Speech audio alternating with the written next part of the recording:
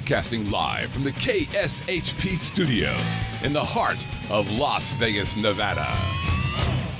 It's time to get on the right side of sports betting. It's time for the Odds Couple. Welcome to the Odds Couple on the world-famous Vegas Video Network and KSHP AM 1400 Radio. My name is Scott Pritchard. I'm the founder of Pritchard'sPicks.com. You can also check me out at VegasInsider.com. I'm joined today and every day, GM of KSHP, sports enthusiast Brett Grant. Great to have you with us. Yeah, Scott, great to be here as always. What a great day. What a beautiful night last night, and should be another good day of sports today. Absolutely. Can't wait to get started with What Say You. Last night, college basketball championship game. Number 1 Louisville knocked off number 4 Michigan by 6 points. The final score was 82-76. Interesting, the point spread for this game was 4. Not much disparity from 3.5, 4, 4.5, depending upon when you might have bet it. And the total for the game was anywhere from 137, 138, 139.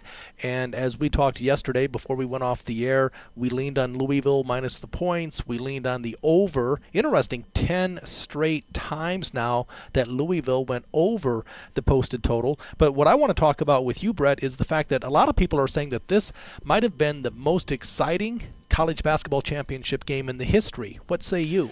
Boy, I don't know if it ranks up there as number 1 all time, but it was a great game. And when you look at that first half, and you got guys like Spike Albrecht, who was unconscious in the first half, making 4 for 4 from three-point range in the first half, and then Luke Hancock for Louisville, who was perfect from three-point range. The benches were phenomenal last night. And when you look at that kind of production off the bench from, I would say, what say you would be, who's Spike Albrecht? And, Trey Burke was in foul trouble. He sat on the bench. Maybe John Beilein should have brought him off the bench when Louisville made the run and came back and made it a one-point game at halftime. But you knew Louisville was going to make that run. And then coming out of the locker room, it was a terrific game. And I went back and looked at it. And we talk about the total quite a bit. And we talked about scoring being down in college basketball for the year. But you look at since 2000, the national championship game, the champion has scored 80-plus times, 7 times in those 14 games going through. So they've been high-scoring national championship games, and last night was the same way. Very interesting. Again, Louisville, their last 10 games went over the posted total. In fact, scoring overall this year has not been this low since 1951, 1952, 131 points per game overall. But now let's take a look at, good teams find a way to win. Louisville, the top overall number 1 seeded team going into the tournament, they found themselves down 12 with 13:35 to go Saturday. Final 4 game against Wichita State, came back to win. Last night they were down 12 late in the first half, went on a 14-1 run, and then ultimately came on, not only won, but covered the point spread. It lends itself to a deep, well-coached team, the ability to overcome adversity and come from behind and win. Well, when you look at if the stars aren't producing, who's the outlier player? Who's the guy that's going to pick up the slack? And Russ Smith had a horrible shooting day yesterday. He was terrible. Made 1 basket in the first half. He ended up 3 of 16, I think, totally for the game. And then you look at what Hancock did off the bench, 22 points off the bench. Shane Bohannon on the boards last night, 12 rebounds, 15 points. And then obviously their star did perform in Peyton Siva. He was terrific yesterday, scoring, distributing, making free throws down the stretch. But without Russ Smith scoring, you didn't think Louisville was going to be as good going into it. And, of course, they're without Wade with the broken leg going in there as well, so they were really down a big spot. And then on the other side with Michigan, foul troubles were a big factor for them last night, and they had to have that production from Spike Albrecht. Otherwise, they'd have been blown out of the gym last night. Looking at Louisville, Luke Hancock came to play last night, made all 5 of his three-pointers, 22 points for the contest. He had a great tournament. He was named the most outstanding player, and I think it's the first time ever a sub has been named the most outstanding player for the tournament. I'm not sure he deserved it. I would have probably myself given it to Peyton Siva, but when Kevin Ware went down with his injury, Luke Hancock scored 52 points from that time against Duke through their semifinal game, through their national championship game. He was terrific. for Louisville, and that's what happens with good teams and good depth is you need somebody to step up and fill that role, and obviously he did a wonderful job at that. Feel-good story for the Cardinals, Louisville, Rick Pitino, the coach, and then Kevin Ware. You touched on the fact that this is the guy who broke his leg. It was so cool to see him interviewed on national TV after the game. The fact that he said this team is so close-knit. They're a band of brothers. They flat out had fun. Again, a very loose team, but a very deep, talented team. I was very happy for the Cardinals. Well, you look at Rick Pitino, and you know any great coach, and I think he did a wonderful job of deflecting the credit and praising the kids. He called them so tough, and he went right to Shane Bohannon and said if he wasn't as strong as he was on the backboard, they don't win the game. And he was right. I mean, there was wrestling matches underneath the basket last night, and the referees, I think to their credit, let them decide the game underneath. They got a little physical in spots, and there was a couple of calls I thought that went against Michigan. Clearly, the block that Trey Burke had on the Peyton Siva dunk attempt was not a foul. Clearly, the block that Gordy Zhang had was goaltending that they didn't call. That would have been points for Michigan and then not points for Louisville. And we might have had an overtime situation last night, or at least a 2-point game late in that spot. But I think overall, I like it when the referees let them get physical and play basketball underneath. They were hard fought. There was no elbow swinging. Guys fighting for the basketball, fighting for the national championship, and that's what I like to see. It was an intense game. From a sports betting standpoint, we touched on the fact that this Louisville team, again, we've talked about how when you're betting sports, you want to ride the wave. You want to ride the streak, winning streak, losing streak, whatever it is. Try not to buck the trend. And we sat here and we talked about Louisville 9 straight overs. We like the over. Red Rover. We loved the over. It got there. Saturday was a case in point where I tried to buck the trend simply because I played under the 134. I was against the move, but I was still getting potentially 3 points the best of it because it did open 131. Right. And it was a photo. Could have went either way. But interesting how history has a way of repeating itself, and last night, no exception. No, you're right, and we thought about it going into it. Obviously, the pace was terrific from the beginning of the game on, and with Albrecht making the 3-pointers for Michigan, they got scoring from an unsuspected source, and then Trey Burke was very good in the first half before he got his second foul, because he had a great first half where he made 3 3-pointers, I believe. He was 7 of 11 total for the game, but it was limited because of the fouls, and John Beilein chose to sit him for a good portion of that first half when Louisville was making their run back. And with him on the bench, Louisville got a barrage of points. So when you look at halftime, 38-37 in a 1-point game, you're saying, 75 points. We love the over now because look at the pace of points. And provided that these teams don't go into a 7 or 8-minute lull of no points being scored, you figured there'd be fouls towards the end of the game. But when they came out in the second half and the pace stayed right where it was in the first half, the over was never in doubt. I think it went over the total about 3 minutes to go in the game. And when you have that nice, easy, no sweat to it, you like that. Well, from the odds makers know that they will shade it one way or the other. The first half total for last night's game was 63-64. It fell 75 at 38-37. So having bet the over at 137.5, I was feeling good about myself because, again, we know, generally speaking, they shade it. There's usually about 10-point discrepancy between the first half and the second half. And you have an outside chance of it going overtime, which lends itself to the over. The last minute and a half, a barrage of fouls leads to cheap points. So that's why they shade it one way or the other. I really prefer betting first halves because I don't have to worry about will they foul, will they not foul. I don't have to worry about will it go overtime, will it not go overtime. So I like to minimize randomness, and so you have somewhat more predictable situations in the first half. I do want to comment on an outstanding year by Trey Burke, the star player for Michigan. Now, he struggled Saturday, Final Four game against Syracuse, only 1 for 8 shooting, missed 2 critical free throws. But last night, wow, he came on, 24 points, and really did his job. The only concern was the fouls. Yeah, he was terrific. And the interesting thing from the Michigan side was you look at Nick Stauskas, who had been terrific in the previous game and in their Elite Eight game, only took 2 shots last night. He played 19 minutes, and maybe some of his shots were taken away because Albrecht played 28 minutes last night and played probably more than he normally plays. But he was a guy that Louisville decided he wasn't going to beat us. So they made sure they shut Stauskas down going through. Hardaway kind of had a mediocre day shooting, but the team, Michigan in general, shot 52% from the floor. So it wasn't a night of which they couldn't put the ball in the basket. They were scoring and scoring very well against a very good defensive team in Louisville. And we talked about yesterday just the pace of the game. If Louisville will play whatever pace you want to play, and they feel very confident they can win at whatever pace that you want to play in. And Louisville didn't shoot it necessarily as well, 46%, but they turned it over. They won the offensive glass. They won the turnover battle. They won the free throw line. And they were a higher percentage from three-point range as well going into it. But I thought Trey Burke was terrific last night. And maybe the only questionable move, again, was should Beeline have brought him back in the game and risked him getting his third foul in the first half to stem that run by Louisville towards the end of the first half.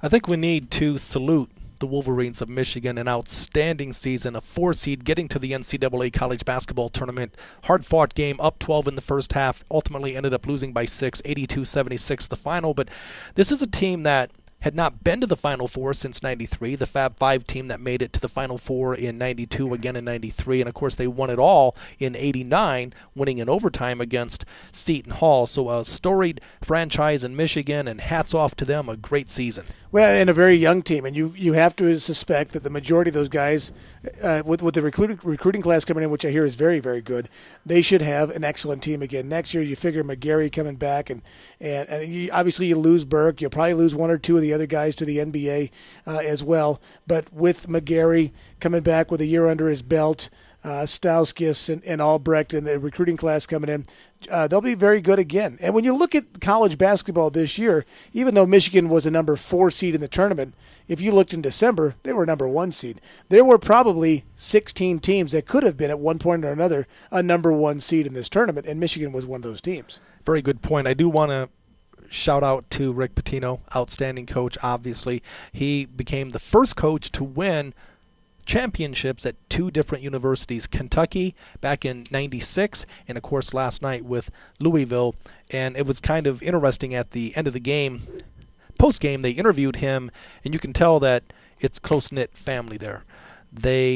He's a player's coach, but he has control of the team. He went on record as saying, I don't know if you saw this, that the players, so many of them have tattoos, and they said, Coach, if we should win the championship, will you get a tattoo?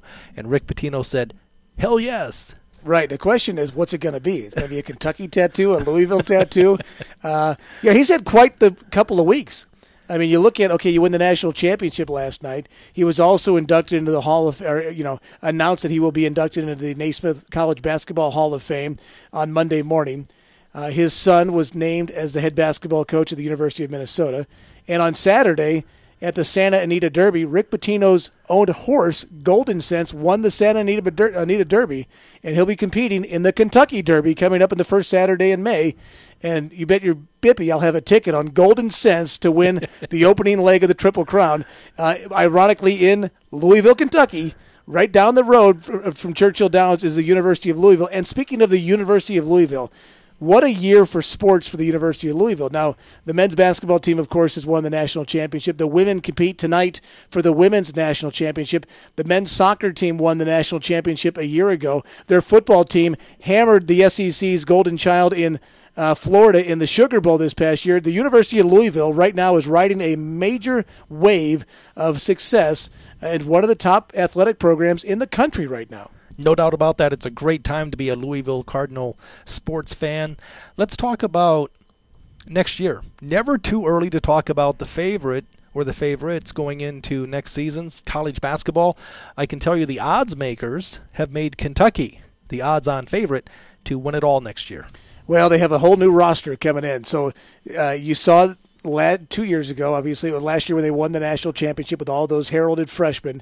This year's class, another heralded class, came in. It didn't gel together for John Calipari. And this year's class is expected to be maybe the greatest recruiting class in the history of college basketball. The challenge is all those young guys who are superstar players who never shared the basketball in high school or AAU or on any playground.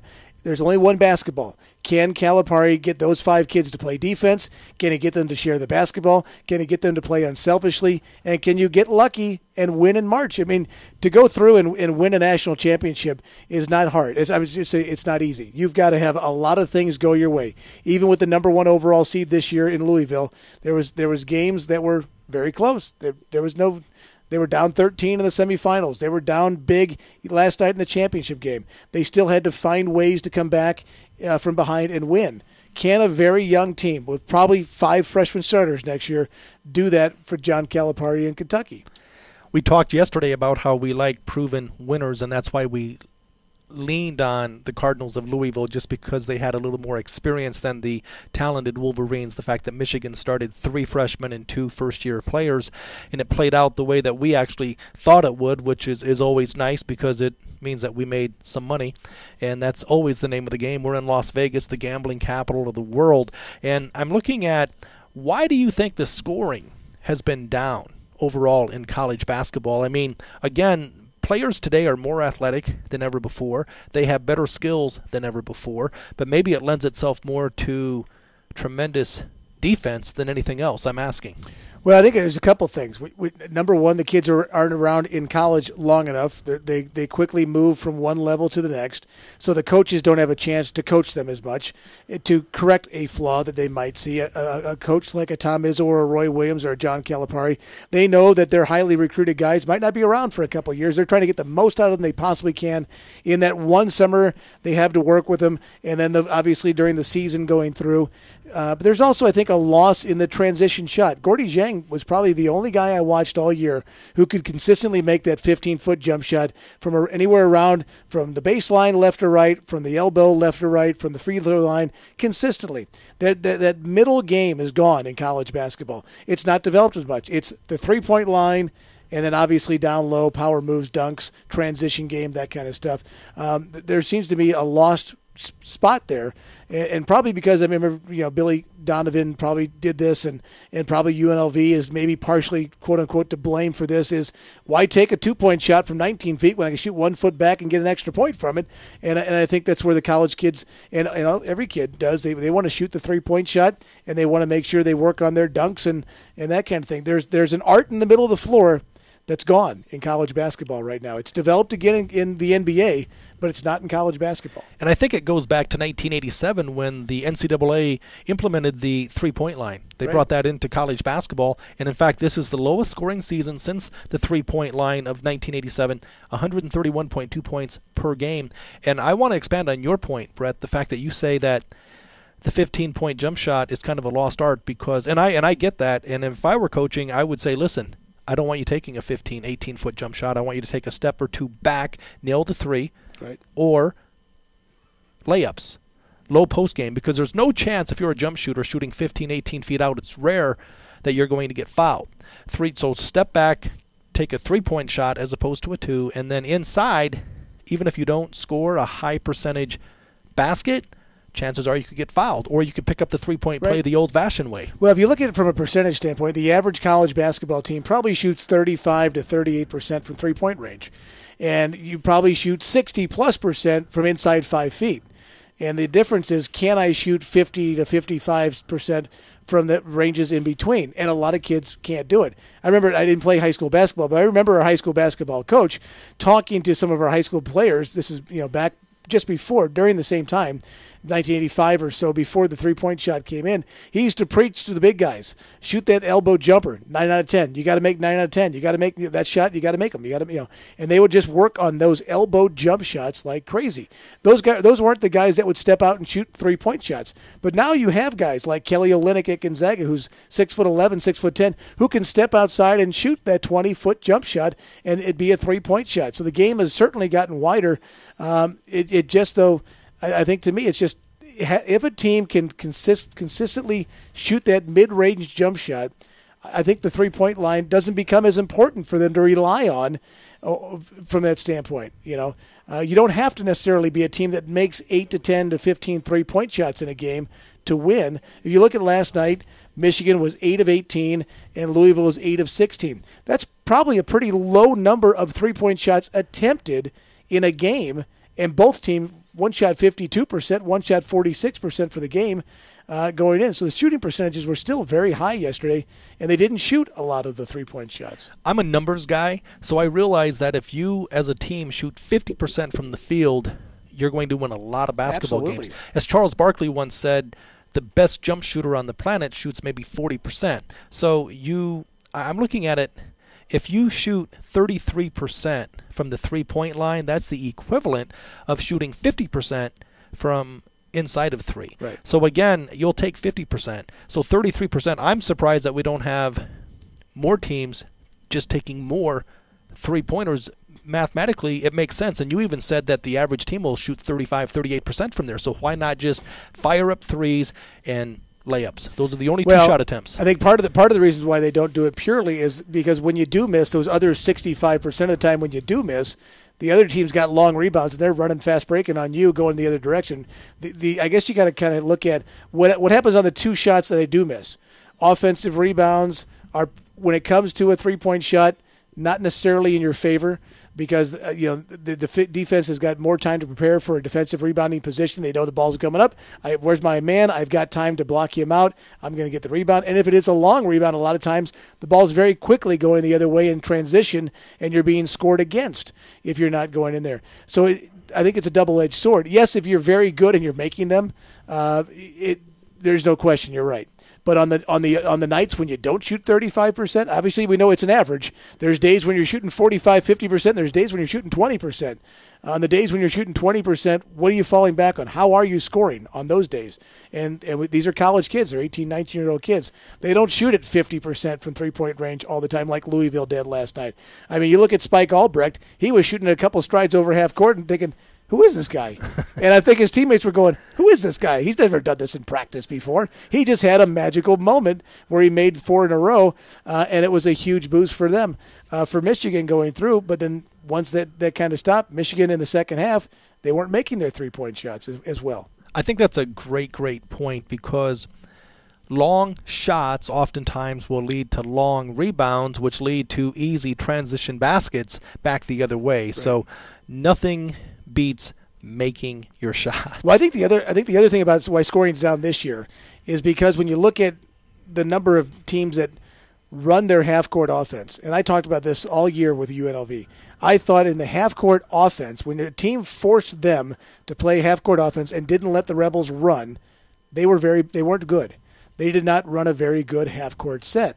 And when you rely on jump shooters and you don't get the ball inside, and a team now you're shooting contested three-point shots, or there's not enough ball movement, or you're not utilizing your strength, which is your inside players, then your shooting percentages are going down. And I thought there were plenty of teams like that this year. I thought New Mexico was another team like that. Half-court offense, not very good. Florida was a team like that. Half-court offense, not very good in spots. I think Michigan at times in a half-court offense wasn't very good.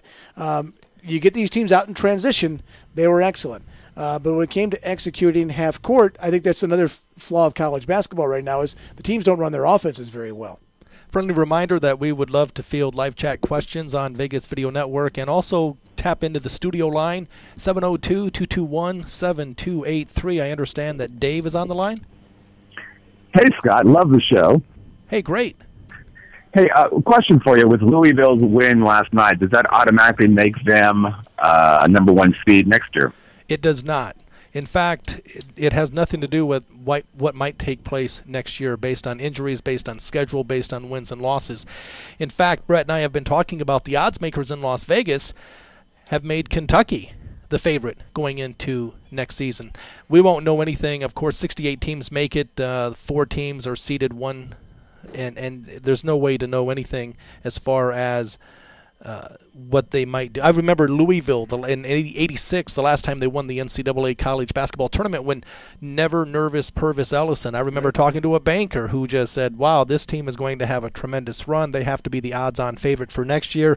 They didn't do squat the next year. So enjoy it, savor the moment, but what they did last night has nothing to do with next year. Oh, it's very difficult to repeat, but also because the players aren't going to be the same. Louisville won't have the same roster next year. They're going to lose several guys from their roster. They'll have new guys to bring in, and you always wonder what Rick Pitino might be thinking. Do I retire? Do I keep going? Do I love the coach some more, or do I want to own some horses? So you'll find out that in the next couple of weeks. And then, of course, there's the transition year for Louisville, as they still – They're with some of the older Big East teams and some of the new Big East teams coming in a new league called the America whatever for 1 year before they go off and run into the ACC going in. And you got to look at other teams that didn't have necessarily the quality of year that you thought they were going to have. A team like North Carolina, you know they're going to be better. Obviously, Duke will be terrific again. Michigan, we know, will be very good. Kentucky, you talked about. Indiana will be good. Kansas is always very good. Florida is always very good. Teams like Georgetown. There's plenty of competition out there, and you got to think teams on the West Coast will be improving as well. So it'll be another wide open year. And the one thing about college basketball is the depth is now spread out across the country. It's not in the top 5 to 10 programs anymore. It's in now the top 50 to 75 programs. And there's some great teams that are in that 35 to 40 range. If somebody gets hot, comes off the radar, nobody would have thought a team like VCU or Butler or back in the day. But now those are sustained, successful programs coming through. So you expect Shaka Smart and Brad Stevens to have very talented teams again next year. Well, even Wichita State, seeded 9, made it to the Final Four this year. Granted, they were a double-digit dog when they took on Louisville. They did cover, and they actually led by 12 points with 13:35 to go in that contest. But I want to address one last time the fact that scoring has been down. And we talked about styles of play. You mentioned the UNLV Running Rebels, tremendous home court team. They're an exciting team. I love going to their games, but they're a different team on the road. They're a different team when the opposition forces them to play a half-court set. I look at it and I think in terms of the Denver Nuggets and even the Golden State Warriors. These are very good regular season teams, but when you look at the Nuggets, a team that's lost 3, maybe 4 home games the entire year where they can control the tempo. Perfect example, Sunday night, Golden State at home when they can control the tempo, but the Utah Jazz, they prefer to slow it down, play a half-court set, playoff-type basketball team. Another team that comes to mind, the Memphis Grizzlies. They play, that team is made for the playoffs, where the Nuggets, and I love George Karl, the coach for the Nuggets when he was with Seattle, when he was with Milwaukee. He's a great regular season coach, but that does not equate to being successful in the postseason because then you're slowing it down, playing in mud, different game altogether. That's a good point. And I think the other thing, you mentioned Golden State, but if you look at great teams in college basketball, usually you're a great team no matter where you play. But the teams this year have struggled away from home. Kansas couldn't win on the road. They lost at TCU, which was a terrible basketball team. Florida couldn't win at some of the worst places in the SEC this year on the road. But at home, they don't get beat. Same thing with the Rebels. Obviously, UNLV at home, very, very successful. They're losing games at Fresno State and Boise and places like that. And you're saying, how is it that we can't translate this onto the road to go get some of these road wins going through? And then that immediately puts a lot of pressure on you, knowing that away from the friendly confines of your own arena, that you can't perform. You can't do what you want to do. And it's still a 40-minute game. It's still a shot clock. There's really no difference. It's just a different environment other than the fact that you're playing a team on their home floor. Why can't I do what I normally do? Why can't a team on the road dictate pace like they do at home? Why can't I?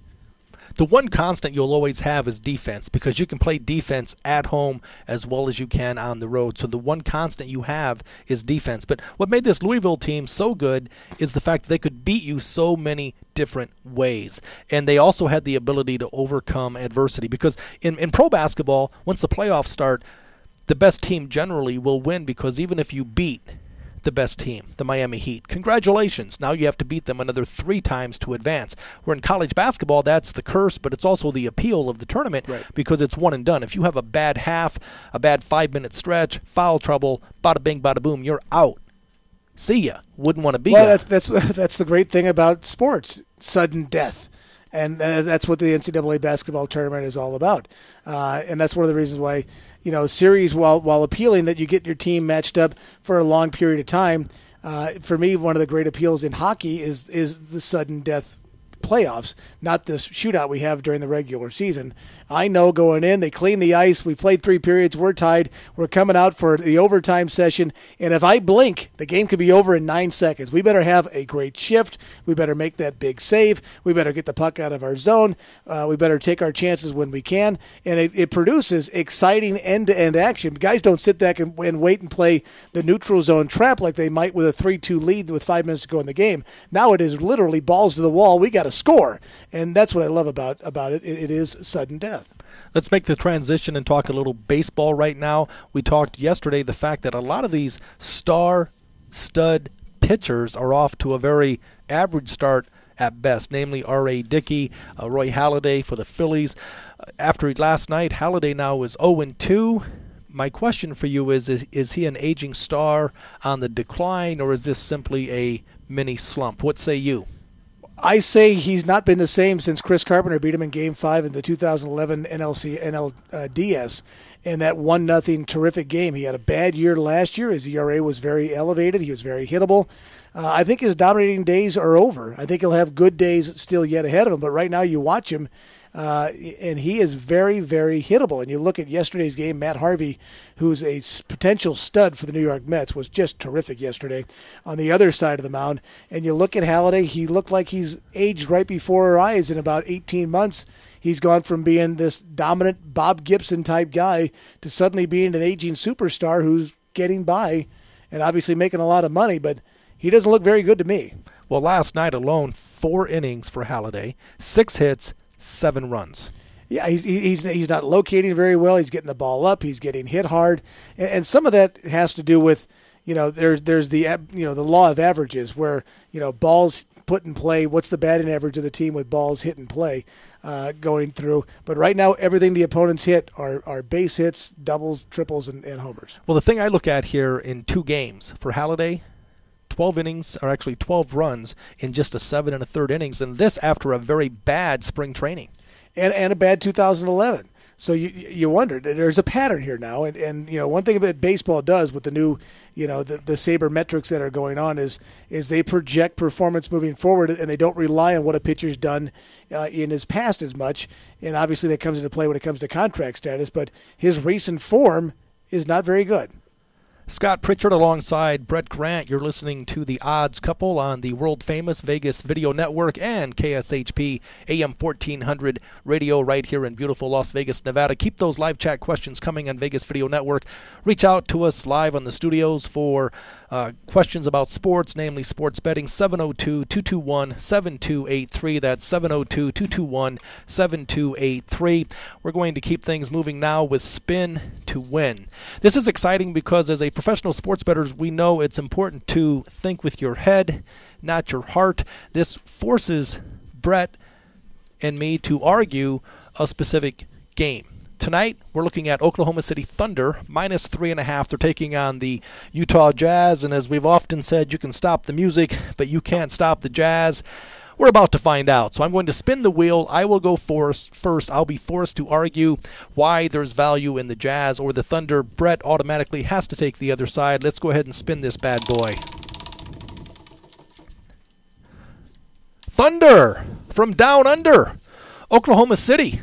-3.5. Here's what you have. I think there's value in taking Oklahoma City because we're talking about a team that is fighting the San Antonio Spurs for the top seed in the Western Conference, and that's very, very important because these two teams are the class of the Western Conference. They met last year in the Western Conference Finals. The Spurs won the first 2 games, and then Oklahoma City won the next 4. This is a big, big must-win game for Oklahoma City.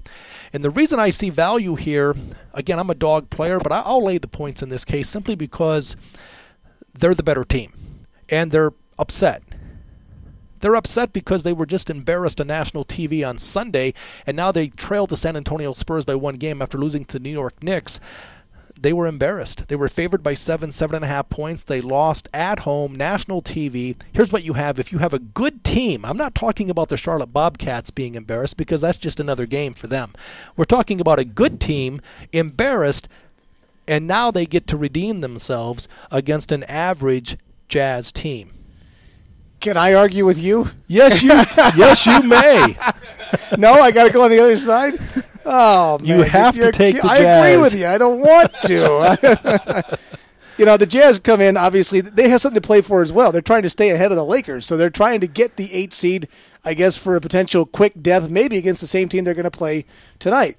But they got to get to the dance. So obviously the motivation for Utah is to make it into the postseason and keep that lead ahead of the Lakers. Where the Lakers play today against a cupcake team, the Jazz get one of the best teams in the league. So a huge game for Utah. The good thing about it is they're at home going through. We're getting points at home. So anytime a home team is getting points, that's a good thing in my mind. So I think there's some value in that regard. And it does this late in the year come down to motivation.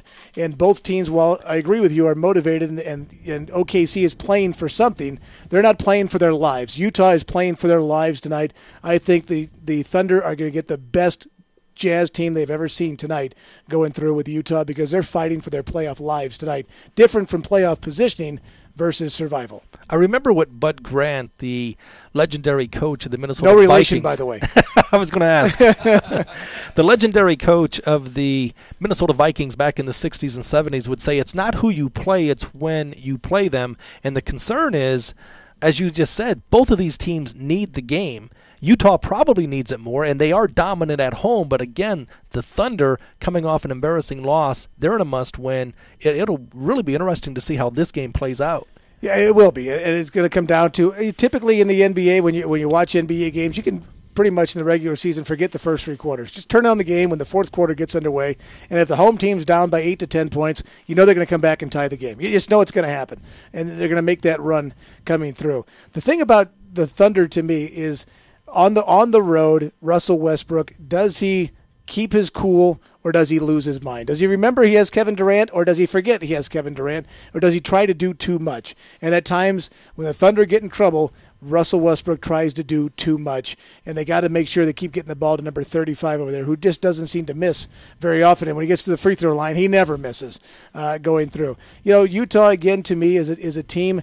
They can be dangerous in times going through, but when you have a team fighting for their lives like this, that's a dangerous thing. When you got them backed up in a corner and you're getting 3.5, 4 points, as you mentioned, as a home dog, that's a good place to be, I think. Well, the Utah Jazz are just a different team at home. On the road, average. I mean, actually, they were 11-27 on the road, but they're dominant at home. Maybe it's high altitude, thin air. I don't know. Conducive to Mile High City in Denver. I don't know. I do know they refuse to lose at home. So the points might help you. The thing I look at with this Utah Jazz team is I like their work ethic. They're a blue-collar team, but I want to talk about your point about Russell Westbrook. I think he's the wild card for the Thunder because Kevin Durant is the star.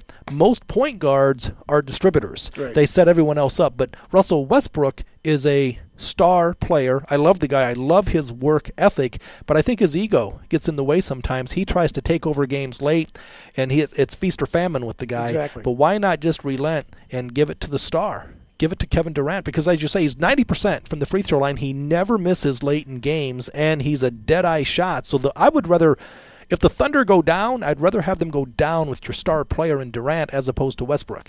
Well, I think Westbrook wants co-billing. I just don't think – maybe he does with payroll or salary. I just don't think he does necessarily with ability with what happens. That's like saying – Mario Chalmers wants the ball versus Dwayne Wade late in the game, and I don't think it works out in Miami's situation when you got 2 other guys. Obviously, we got LeBron there as well, or somebody wanting the ball in Los Angeles as opposed to Kobe Bryant having the ball at the end of the game. Kevin Durant's your guy. I mean, you look at Dirk Nowitzki. I think Durant and Nowitzki are very similar with the way they take those shots late in games. You know who's getting the ball, and you know they're going to make it. It's just a matter of making sure they get the ball. In Dallas, Dirk's always got the ball. In OKC, Kevin Durant doesn't always have the ball. And then that comes down to Scott Brooks and coaching, making sure you can try to control what your point guard is supposed to do. And you do have a unique situation in the NBA now. You have a lot of scoring point guards. Chris Paul's the same way, and there's several other guys. Deron Williams is that way. Obviously, Russell Westbrook is that way. There are plenty of guys who believe that, I got the ball. I'm a scoring point guard. Seth Curry is probably another one of those guys. So you have a little bit of give and take going on about distributing the basketball. Scott Pritchard with Brett Grant, Odds Couple, Vegas Video Network. We're having a great time, KSHP AM 1400 Radio. We're going to take a quick break. We'll be right back.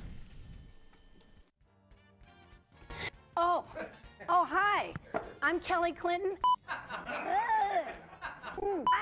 That sucked. I wonder if Joan Rivers is watching. Oh, please. Oh, my God. Who cares? I don't have a different one. You know who watches this show? Wayne Newton. You got that right, Kelly. I think you're absolutely beautiful and talented young lady. 5, 6, 9, 12. Talker shit. More camera time for me. Hey, I wonder if Cher's watching. Oh, please. I have so many other things to do. Woo! Hi, I'm Kelly Clinton. I'm the host of Talk Tales, and you're watching the Vegas Video Network. That was horrible. Welcome back to The Odds Couple on the world-famous Vegas Video Network, KSHP AM 1400 Radio.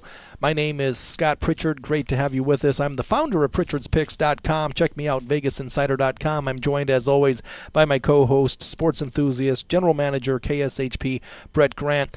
We would love for you to continue to be a part of the show. Reach out to us. You can email us at oddscouple@vegasvideonetwork.com. That's oddscouple@vegasvideonetwork.com. Also, we would love to have your voice on our show. Simply go to our site, Vegas Video Network.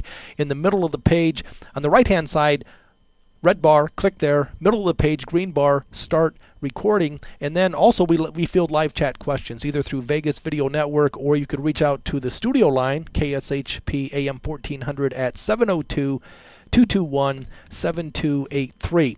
If you do miss us live, no worries there. You can simply check us out, Vegas Video Network, YouTube, iTunes, Roku. We're talking sports, sports betting, Las Vegas. You don't have to look far to find frustration. Are you kidding me? I'm talking specifically about a baseball game last night, the Texas Rangers taking on the Tampa Bay Rays. It's ninth inning. It's a one-run game, 5-4 Texas, 2 outs. Joe Nathan, the reliever, is on the mound for the Rangers. 3 balls, 2 strikes to the batter, Ben Zobrist, and it was practically in the dirt. And the batter was halfway down the first base line, and the umpire said, "Strike 3, you're out of here." Joe Nathan, the relief pitcher, was shell-shocked. He mouthed the words, "Wow, did he call that a strike?" Yes, so Madden, for the Rays, obviously very upset. I mean, it was the game, the stud horse on deck. You know, you never know what's going to happen in baseball. On deck, yeah, exactly. So what you have... Who was 3 for 3, by the way, waiting in the wings. Right, exactly. And Marty Foster was the home plate umpire who made the call. Are you kidding me? In defense of Marty Foster, unlike a lot of refs, unlike a lot of officials, after the game he said, listen, at least he manned up. He said, listen, I made a mistake. If I had to do it over again, it would have been ball 4. Apparently he was drinking some Fosters before that. I think that was the problem going into it. You did see this, though, right? I did. And, the funny thing about it, it was Joe Nathan's 300th save, so it was a big deal. And he's getting ready to blow it. A run's already in. It's 5-4. It was 5-3. This walks Ben Zobrist. It brings up Evan Longoria. And you think that, obviously, the save is very much in jeopardy after the walk. And I was online last night, and I'm hearing some people say, it's not where the guy catches the ball, it's where it crosses the plate. And I went, the ball still hasn't crossed the plate. The ball was 4 to 5 inches wide of the plate. It was low. It was nowhere near a strike. And we were just talking about this yesterday with these calls that are sometimes just so egregious. I understand everybody makes mistakes. Umpires obviously have their mistakes amplified, by a million times because all of us are watching. And now with YouTube and all the other places to see this video, Mr. Foster, unfortunately, will never live down this moment of him calling a strike. The only good thing that happened was it was in April. It wasn't in October. Now, let's say that exact situation came up. It was Game 7 of the American League Championship Series, and that was the call. And that was the go-ahead run being walked, your best hitter coming to the plate. Now what do? You live with that mistake? Or do we say, you know what, we got to find a way to fix this? Because obviously that was a horrific call by a home plate umpire that could have been changed with replay or a coach's challenge or some way. If it cost a team a pennant versus a game in April, I got a problem with that. Well, I have a problem with it as well, but I don't know. I don't think replay is the answer because you rotate the home plate umpires, and it's subjective. It's one person's strike zone compared to another person's strike zone. It's up to you as a batter to adjust accordingly. Now, you can't adjust to that. I the wouldn't guy have just a little blew league it. kid swing at that pitch. The guy just blew it. But guess what? Players blow it every day. Right. Players swing at, Josh Hamilton's a great example. Against lefties, he'll swing at anything. Right. So it's in the dirt, he swings. He does. So, you can't make the umpire the scapegoat. I do respect and admire the fact that he did man up and admitted, because I've seen worse, believe it or not, and they don't man up, and they still stand by their decision because they're egomaniacs. Right. But in this case, at least in defense of Marty Foster, he did man up and say, listen, I made a mistake, and if I had to do it over again, it would be ball 4. Now, that does not make the Tampa Bay Rays feel any better, right, but it is what it is. That's for sure. What do you have going with Are You Kidding Me? Well, growing up in being a Missouri football fan, I watched Nebraska kick the living daylights out of Missouri football my entire life. So I grew to hate the University of Nebraska football program. But they did something so nice over the weekend. Are you kidding me? I can't hate them anymore. At their spring game, they had 65,000 people at Memorial Stadium in Lincoln, Nebraska, and they brought out a 7-year-old boy suffering from brain cancer named Jack Hoffman. And they had him in a helmet, had him in uniform. I don't think he was wearing shoulder pads, but he had on the pants and the jersey, Husker jersey, and they brought him out, and Taylor Martinez brought the Huskers out of the huddle, and they set him up for a run, and there was little 7-year-old Jack Hoffman set up on the left side of the formation. They handed him the ball, and he started running straight. The defensive end crashed to the inside. He had a wide open lane on the left side of the line, and then for some reason he made a right turn, and it was student body right. And he went towards the sideline, and up the lane he went and made a left turn, and he galloped 69 yards for a touchdown. Once he got to the second level, those Nebraska defenders had no chance to catch him going through, and Jack Hoffman scored a 69-yard touchdown in the spring game for the Nebraska Cornhuskers against that black shirt defense that was so heralded, that gave up I think 70 points to Wisconsin, by the way, at some point during the regular season. Right. But just a great move by Nebraska football, and I can't hate him anymore. So are you kidding me, Huskers? I can't hate you anymore for that very, very classy move on Saturday afternoon. That's a great feel-good story. Again, being from the Midwest, born and raised in Iowa, no love lost between Nebraska and Iowa, namely because whenever we would play Nebraska, they would stick it to us as well. But I'm trying to figure out why.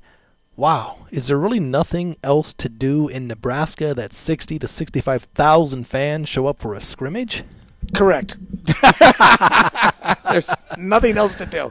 The amazing thing about Nebraska, when they fill the stadium on Memorial Stadium up on Saturday afternoons, it becomes the second largest city in the state of Nebraska, just inside that stadium. So Omaha and the stadium is pretty much it going through. So other than working in the field, playing a little golf, doing whatever, it's probably, last Saturday was actually probably the first day they didn't have any snow on the ground for quite a while in Nebraska. But yeah, college football, and we talk about football in America, it is certainly the number one sport right now, and college football is not far behind the NFL. And these spring games are very, very popular going through to see what's happening. We had 74,000 people at the basketball game last night. How many people? 74,000 people watching a little ball on a small court in a monster football arena is one thing, but 74,000 watching it on the 100-yard field on a beautiful Saturday afternoon was a nice day. Boy, we're seeing that on the network. That's pretty cool. The 7-year-old making the touchdown run, 7-year-old kid with brain cancer. Now, this is the first chance I've had to actually see that. I've heard, and I'm going to check it out when I get home. It's posted everywhere on YouTube, so for viewers or listeners, you can certainly check that out. So a great, great story. It was, and for Jack Hoffman, a moment he'll never forget, and hopefully with his treatment of cancer, that he'll have a recovery and go through it. But obviously Nebraska has the football players have adopted this young boy to be part of their team, and they made him a very special memory for him and his family. So great move by Nebraska. You're listening to The Odds Couple on the world-famous Vegas Video Network. Scott Pritchard from Pritchard'sPicks.com, joined by Brett Grant. Great having you with us. This is the part of the show where Brett and I together, we're going to put money into your pocket as we together put you on the right side.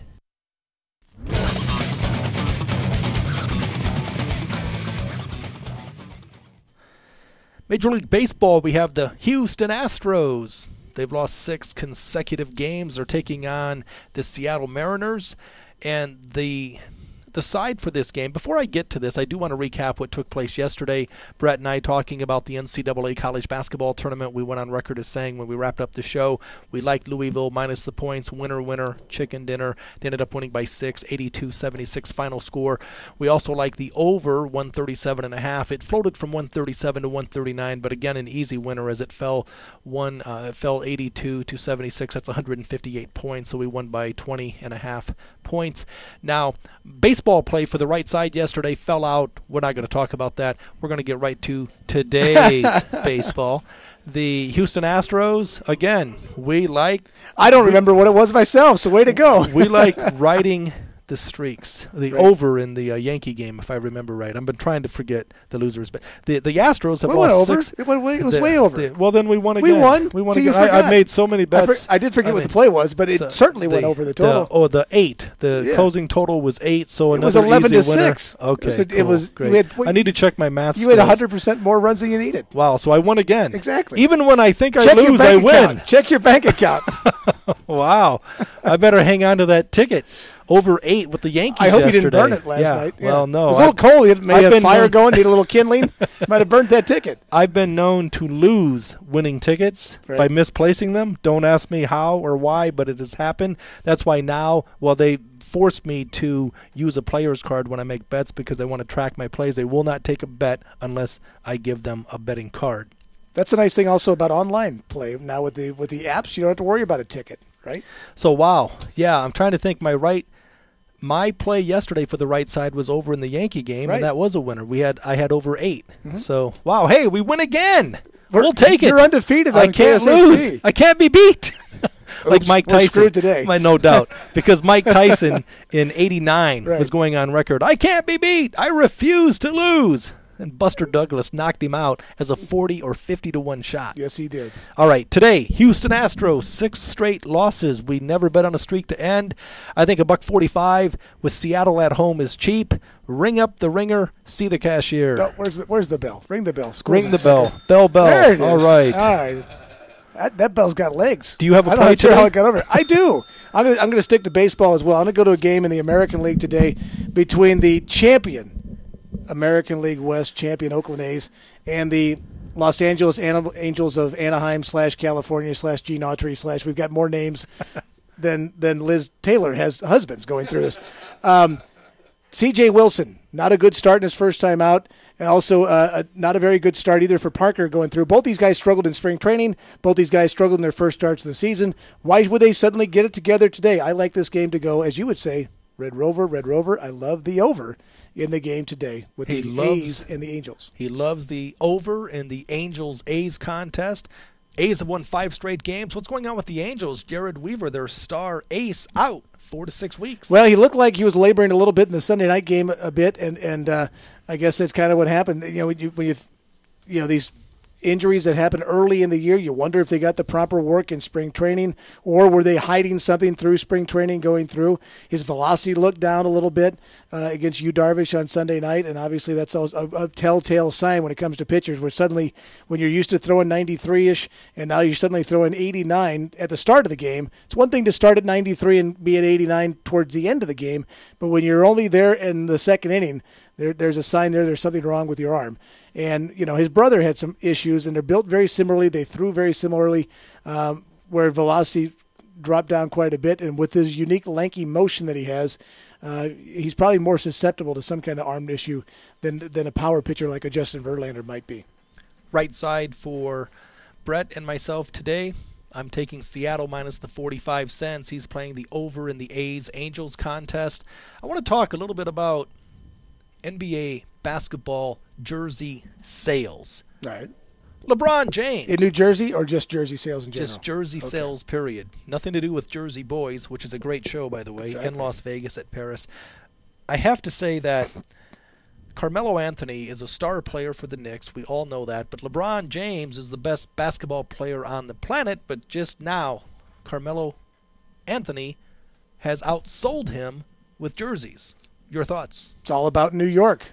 New York, New York, New York. Big The market world city. revolves around New York City. Whether you like it or not, that's where it is. And when people in New York get excited, they can outbid and outperform anybody else in the country. So Miami, while being a big market, and LeBron obviously being a superstar, he's not well liked in New York. So when you get those motivated Knicks fans going out and suddenly buying Carmelo jerseys, it doesn't shock me that they would have beat him. It's ironic, I think, when it comes to jersey sales, that Michael Jordan, who hasn't played a game in a decade, is probably still one of the top jersey sellers in the NBA. Still, to this day, his jersey sells as well as anybody else's does. Interesting you bring up Michael Jordan, because I have to tell you that I can remember when Dennis Rodman played for the Chicago Bulls. I believe it was 3 years, and he would paint his hair pink and orange, and number 91, I believe, was his jersey number. And I remember watching the Bulls warm up, and there were more kids and adults with Rodman jerseys than Jordan jerseys. That's because they lost their Jordan jerseys on the golf course gambling to Maybe. Michael Well, himself. that would make sense. That would make sense. it. But I think that goes back to marketing, because, I mean, Rodman, his life changed as soon as he hooked up with Madonna in more ways than one. Right. Because she instilled in him marketing. That's when he turned into a freak. Painting the hair, doing goofy, silly things. Right. Hasn't stopped. He's solving all of our defense problems going over to North Korea I think he's actually accelerated the problem with North Korea from what I'm seeing these days going through. I lived in Chicago during that time when the Bulls were winning all those championships, and Michael Jordan was everywhere. He was on every commercial. Forget the Hanes commercials now. He was endorsing the local Chevy dealer. He was selling this. He was selling that. He was everywhere. You couldn't turn on your television set and not see Michael Jordan during the heyday of the Bulls in the early 1990s. And then, of course, he decided to go play a little baseball in Birmingham, Alabama. And even then, of course, then it was the comeback and all the things that were going on with him there. And then that's when Rodman and Scottie Pippen were trying to carry the banner themselves. It didn't work out so well for the Bulls. And then, of course, Jordan comes back and boom, boom, boom, they win again a couple more times. Dennis Rodman is an interesting animal in that regard. And to me, with the Carmelo Anthony story, is a little bit of an anomaly, because usually it associates with winning and championships. I can understand Derek Jeter's jersey selling as well as it does, because the Yankees equal winning and Jeter's their leader. Carmelo Anthony hasn't won anything in the NBA ever. Right. He won at Syracuse as a freshman, the national championship. Right. I believe it was 2003, but I mean, in the NBA didn't do anything in Denver. Star player, scores a lot of points, but does he make the team better? I'm not convinced. It's debatable. Well, actually, Denver's gotten better since he left. Right. And, of course, the Knicks have gotten better since D'Antoni left. Yeah. Now, I want to back up just for a second. second. Have the Lakers gotten better since D'Antoni arrived?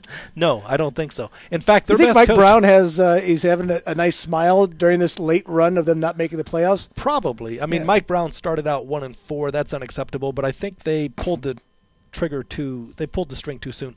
Although Bernie Bickerstaff probably has the best win percentage, the interim coach before they brought in D'Antoni. Right. Good point. Well, no one ever accused D'Antoni when he played in Italy or when he coached the Phoenix Suns of ever playing any defense. I will say that when I used to cover the Chicago Bulls back in the day, old Chicago Stadium, their locker room was smaller than my high school locker room in northeast Iowa growing up on the farm.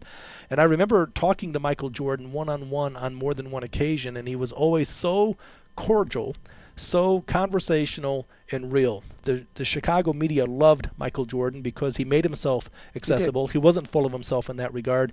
And, of course, he won basketball games. I also remember interviewing Bill Cartwright, the 7-foot center for the Chicago Bulls, and he was stretched out on the floor. And basically there was Took up the whole locker room. He absolutely did. Yes. And I just kneeled down. I said, hey, Scott Pritchard radio, I'd like to get a quick interview. And he had his arms up over his head, and he looked up at me and said, okay. I said, well, are you going to stand up? No, we'll do it right here. So he's laying down, basically taking a nap, and I conducted the interview with him. But he always sounded like Bill Cosby. He sounded like Fat Albert, man. Exactly. I'm telling you. So, well, I've been in those locker rooms because I covered some hockey events at Old Chicago Stadium and interviewed some hockey players as well. And there's nothing like interviewing a hockey player when he's standing there buck naked and you got to ask him a question. And you're saying, can you put some clothes on? No, we're all good. But you're right. Those locker rooms were tiny. And speaking of Chicago and sports real quick, the Wrigley Field has announced, the family that owns Wrigley Field, the Ricketts, they're going to put a $500 million renovation into Wrigley Field. And speaking of locker rooms, the weight room for the Cubs is about as big as a studio, and the office of the manager is about as big as good old Jake is sitting back here. I mean, it's just tiny, antiquated, 100-year-old building, basically. So they're going to be putting $500 million into Wrigley Field, and I wonder what it's going to look like. But it is, Chicago Stadium was that way. Fenway Park is that way. These are old, antiquated buildings. They don't have the modern amenities. Yes, they have the romanticism of being these old, beautiful ballparks, and we love them, and we don't want to tear them down. But when you go inside the bowels of Fenway Park and Wrigley Field, you think they should be torn down. Yeah, that's what they did in Chicago with Soldier Field just a few short years ago. I'm old school, so I'm not a big fan of them doing anything to Wrigley Field. The only thing I hope is that the Cubs eventually, one day in my lifetime, start winning. I mean, it was 1908 the last time they actually won a World Series, 1945. So you're one of those miscast farm boys from Iowa that happens to root for the Cubs, huh? This is going to wrap up this edition of the Odds Couple on the world-famous Vegas Video Network and KSHP AM 1400 Radio. My name is Scott Pritchard. Once again, thanking Brett for being here.